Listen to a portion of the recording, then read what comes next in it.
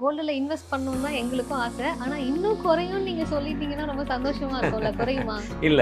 குறையும். எப்படி குறையும்னா, இன்கேஸ் ஏதாவது ஒரு காரணங்கள்னால தங்கத்தின் விலை குறைஞ்சா இன்னும் எவ்வளவு குறைய வாய்ப்பு இருக்கு? ஒரு சந்தேகத்துக்காக கேட்குறேன். எல்லா பொருளுக்குமே ஒரு சேச்சுரேஷன் பாயிண்ட் இருக்கும்ல. அது மாதிரி கோல்டுக்கு வரதுக்கு வாய்ப்பு இருக்கா? இதுக்கு மேல ஏறாது. இவ்வளவுதான் சேச்சுரேஷன் பாயிண்ட். 100% கிடையவே கிடையாதுங்க.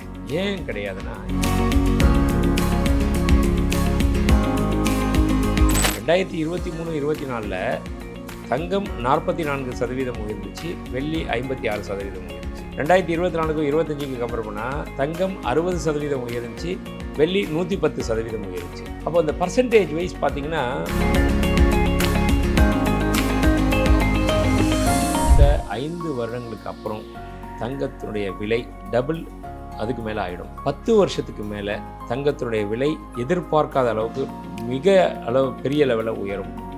15-20 வருஷத்துக்கு அப்புறம்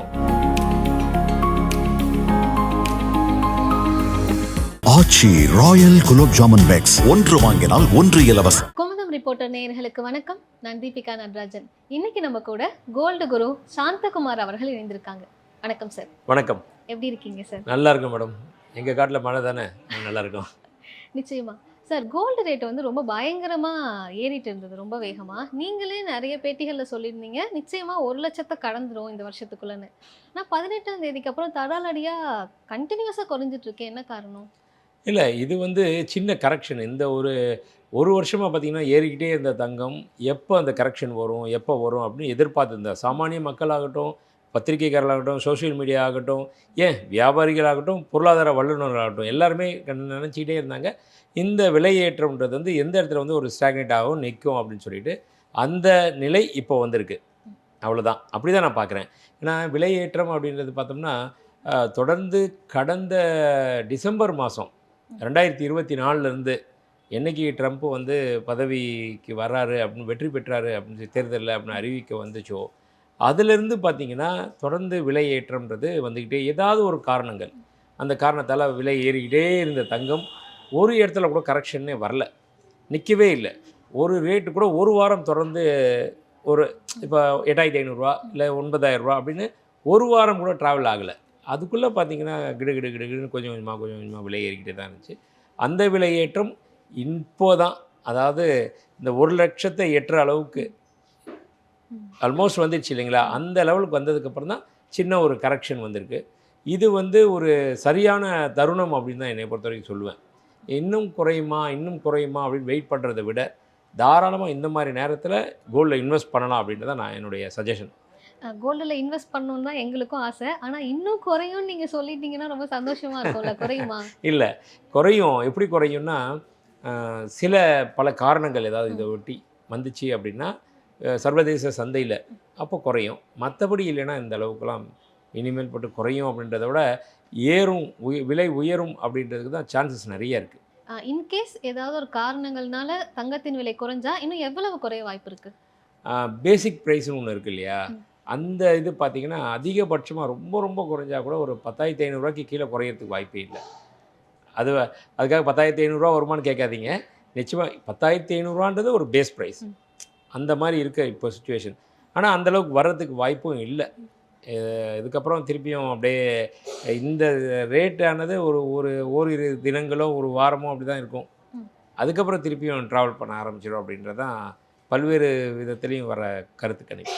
ஓகே, இப்போ வாங்குறதா இருந்தால் இன்னொரு 10 நாள் 1 வீக்குள்ளே வாங்கிடணும். தாராளமாக. அதுக்காக வந்து நம்ம வெயிட் பண்ணணுன்ற அவசியமே இல்லை. அந்தளவுக்கு வாங்கணும்னா டக்குன்னு வாங்கிக்கலாம், இன்வெஸ்ட் பண்ணலாம்.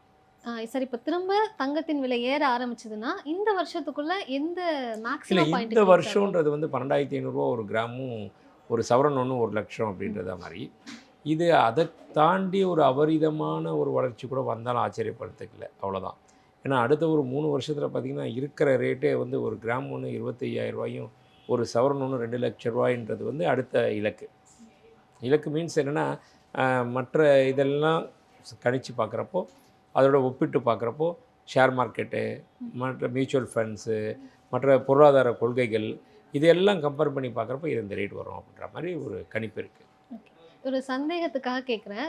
எல்லா பொருளுக்குமே ஒரு சேச்சுரேஷன் பாயிண்ட் இருக்கும்ல. அது மாரி கோல்டுக்கு வரதுக்கு வாய்ப்பு இருக்கா? இதுக்கு மேல ஏறாது. இவ்வளோதான் சேச்சுரேஷன் பாயிண்ட். 100% கிடையவே கிடையாதுங்க.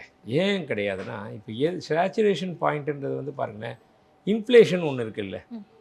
இப்போ ஒரு சோப்பு இருக்கு. சோப்போட விலைன்னு ஃபிக்ஸ் பண்ணிடுறாங்க. இவ்வளோதான்னு. அதுவே தான் இருக்கா? இல்லையே.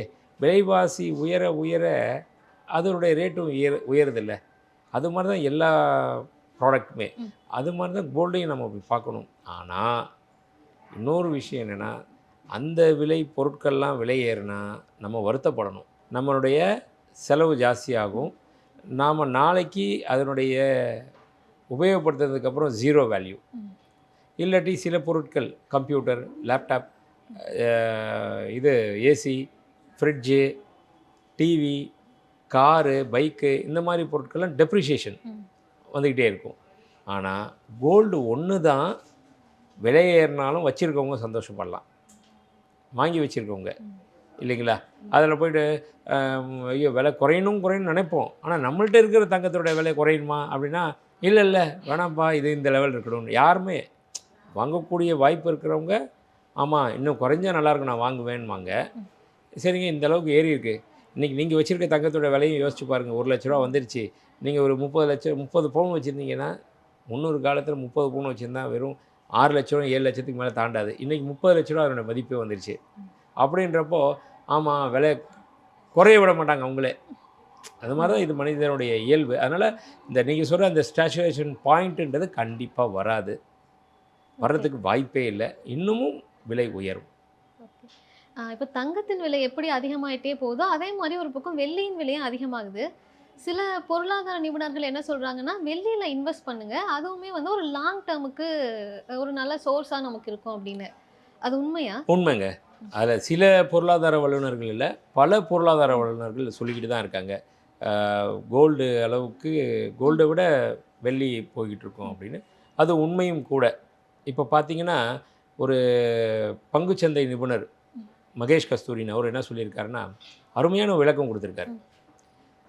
வெள்ளி விலை உயரும், கண்டிப்பாக இதை விட இன்னும் உயரும். எப்படி உயரும் அப்படின்னா ஒரு எடுத்துக்காட்டோட சொல்கிறாரு.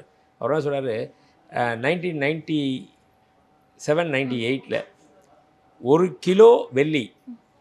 கிலோ வெள்ளி வந்து அன்றைக்கி 12,000 ரூபா இருந்துச்சு.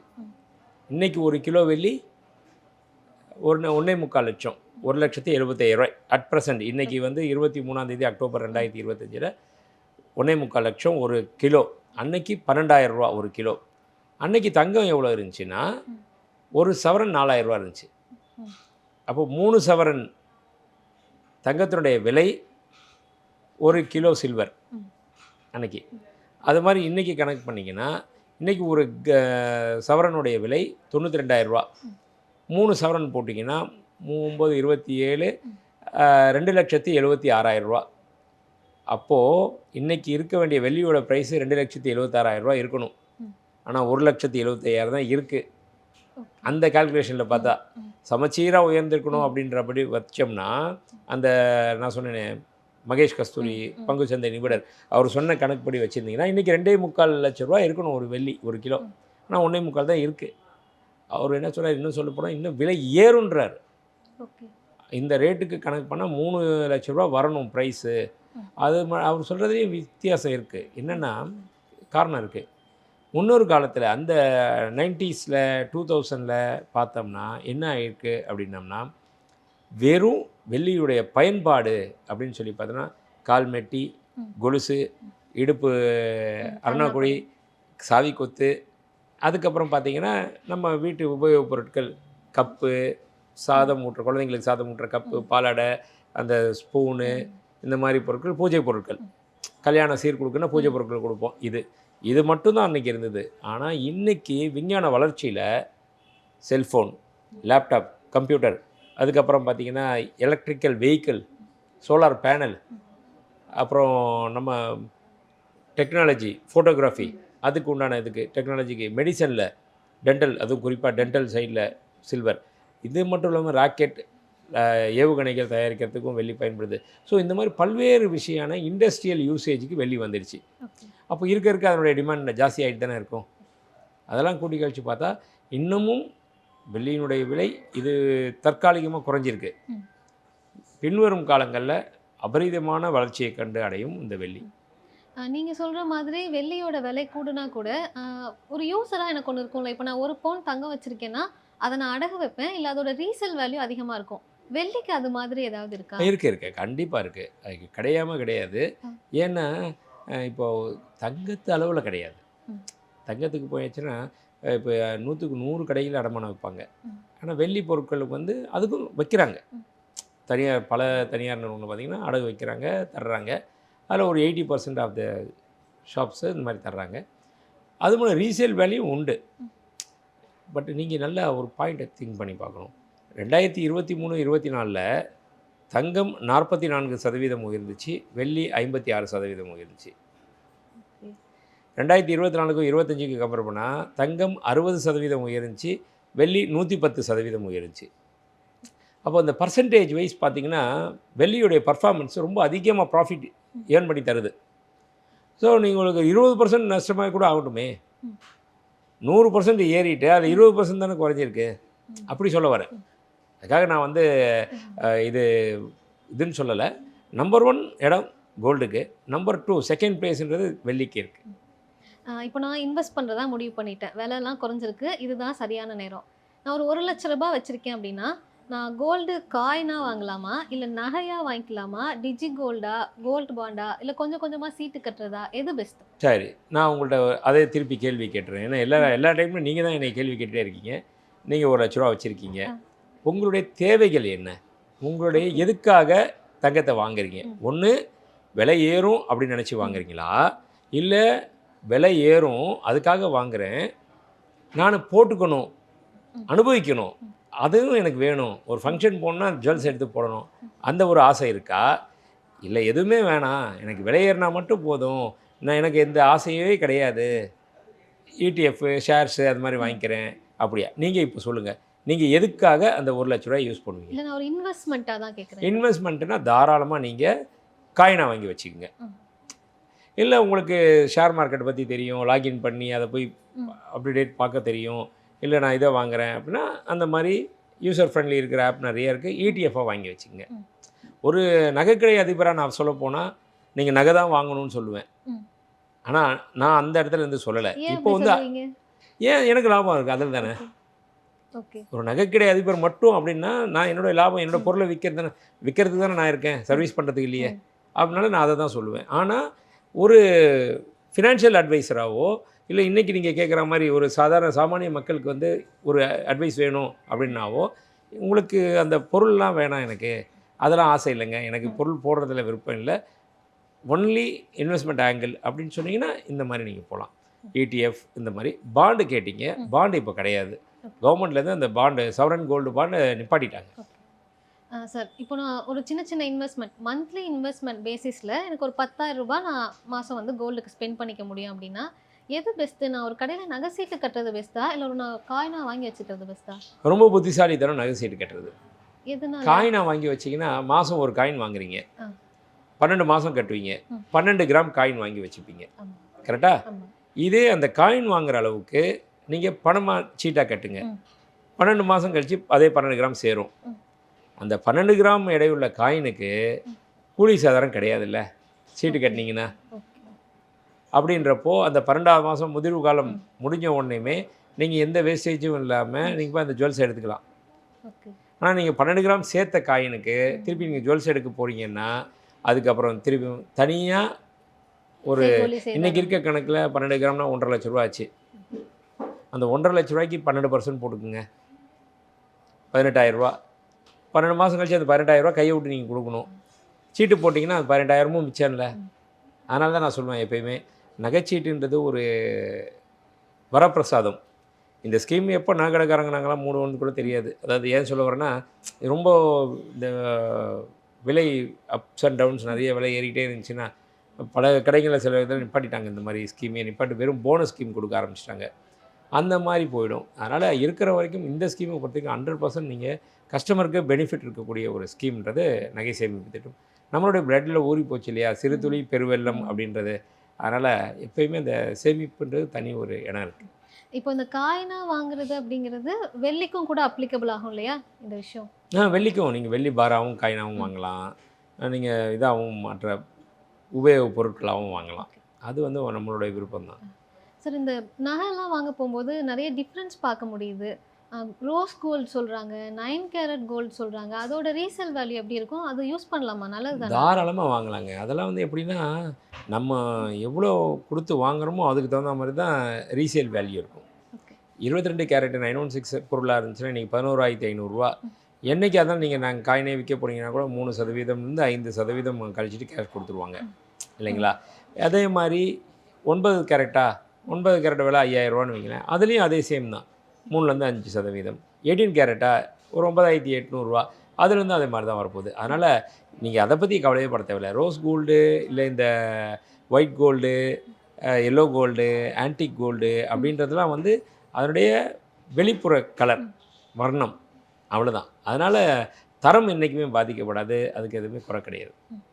சார் நிறைய யூஸ்ஃபுல்லான விஷயங்களை என் கூட ஷேர் பண்ணிக்கிட்டீங்க. இப்போ பார்க்குற அந்த நேயர்களுக்கு வந்து ஒரு 3 டிப்ஸ் சொல்லுங்கள். நீங்கள் வந்து இன்வெஸ்ட் பண்ண போகிறீங்க அப்படின்னா இந்த 3 டிப்ஸை மனசில் வச்சுக்கோங்க. ஒரு லாங் டேர்ம் யூசேஜ்க்கு இன்வெஸ்ட்மெண்ட்க்கு சொல்லுங்கள். கண்டிப்பாக ஒரு லாங் டேர்ம் இன்வெஸ்ட்மெண்ட் அப்படின்னா உங்கள் போர்ட்ஃபோலியோவில் நீங்கள் சேமித்து வச்சுருக்க பணத்தில் ஒரு 75% இன்றைக்கி இருக்கிற இதில் தாராளமாக கண்ணை மூடிட்டு கோல்டில் போடுங்க. ஏன் சொல்ல வரேன்னா, அடுத்த 5 வருடங்களுக்கு அப்புறம் தங்கத்தினுடைய விலை டபுள் அதுக்கு மேலே ஆகிடும். 10 வருஷத்துக்கு மேலே தங்கத்தினுடைய விலை எதிர்பார்க்காத அளவுக்கு பெரிய லெவலில் உயரும். 15-20 வருஷத்துக்கு அப்புறம் தங்கத்தினுடைய விலை யாருமே கணிக்க முடியாத அளவுக்கு உங்கள்கிட்ட தங்கம் இருக்கா, நீங்கள் சொல்கிறதா ரேட் அப்படின்ற அளவுக்கு வந்துடும். ஏன்னா தங்கம் உற்பத்தி கிடையாது. தங்கம் பயங்கர டிமாண்ட் ஆகிடும். எந்த ஒரு பொருளுமே உற்பத்தி இருந்தால் தானே மார்க்கெட்டில் வரும். உற்பத்தியே இல்லைன்னா என்ன ஆகும்? யார் இருக்கோ அதை வைக்கிறது தான் ரேட்டு. அது மாதிரி ஒரு அரிய பொருளாக போய் மாறி அதனுடைய லெவல் இருக்கும். அதனால் 100% உங்கள்கிட்ட இருக்க பணத்தில் கோல்டில் லாங் டேர்ம் இன்வெஸ்ட்மெண்ட் அப்படின்னா தங்கத்தில் போடலாம். 75% மீதி 25% நீங்கள் ஒரு சேஃப்டிக்காக வச்சுக்கலாம். ஏன்னா 100% நீங்கள் கோல்டில் போடுங்கன்னு நான் சொல்ல மாட்டேன். மற்ற சேஃப்டிக்காக வச்சுட்டு அதை வந்து ஷேர் மார்க்கெட்லேயோ இல்லை மற்ற துறைகள்லையோ அது போடுறது உங்களுடைய விருப்பம். நிறைய யூஸ்ஃபுல்லான விஷயங்களை என் கூட ஷேர் பண்ணிக்கிட்டீங்க. உங்கள் நேரத்துக்கு ரொம்ப நன்றி. நன்றி.